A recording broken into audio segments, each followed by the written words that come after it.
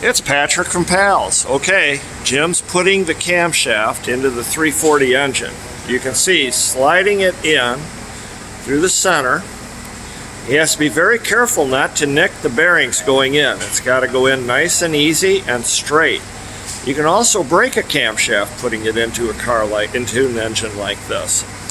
So he just takes his time. The camshaft is full of lube, so that it'll lubricate immediately when it goes in.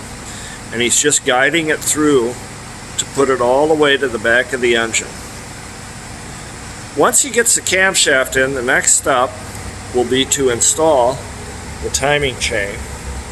And then we can put this engine into the car, reassemble it, and put it into the car and break it in.